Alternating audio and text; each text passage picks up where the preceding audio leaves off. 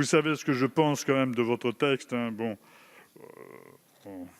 en toute courtoisie, hein, pour moi, il est inabouti et approximatif. Mais maintenant, vous parliez des STAPS, Madame la Ministre. Eh bien voilà, je vais vous dire ce qu'en pensent les STAPS, notamment l'Association nationale des étudiants en STAPS. Alors, le regard, hein, sur nos débats et votre texte, lui, il est sans appel, hein. L'un de leurs responsables confiait sa déception face à un texte qui dit ne couvrir que 2% du monde du sport. Il regrette qu'il n'y ait rien sur l'EPS.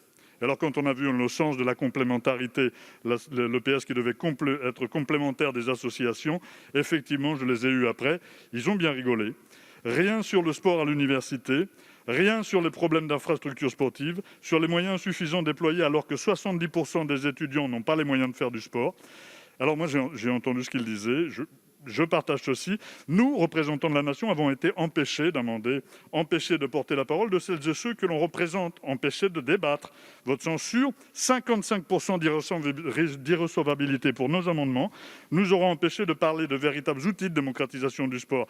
Nous n'avons pas pu débattre de l'apprentissage de la natation, de la parité dans la retransmission des grands événements sportifs, de l'association des supporters aux prises de décision, des partenaires publics-privés, de la sanctuarisation des taxes au bénéfice du sport amateur, de la publicité sur les paris sportifs, du remboursement du sport sur ordonnance ou encore de la lutte contre les discriminations. Quand nos amendements ont pu passer l'étape de la censure, vous les avez balayés, faisant tomber parfois, et on l'a vu, comme M. Waserman était à la tribune au pupitre, faisant tomber 16 amendements d'un coup.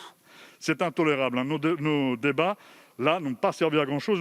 Ils n'ont surtout pas servi le sport, ni la démocratie, alors encore moins la démocratie dans le sport. Vous avez manqué l'occasion de réinterroger le modèle sur lequel est bâtie notre politique sportive. Cette proposition de loi ouvrait la possibilité d'échanger sur le service public du sport, l'éducation populaire, le financement du mouvement sportif, la gouvernance des fédérations sportives, le rôle des licenciés et du public dans la prise de décision.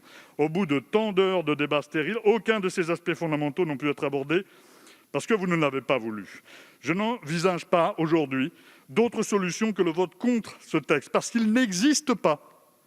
Espérons en la navette, et nous verrons bien en deuxième lecture s'il y en a une.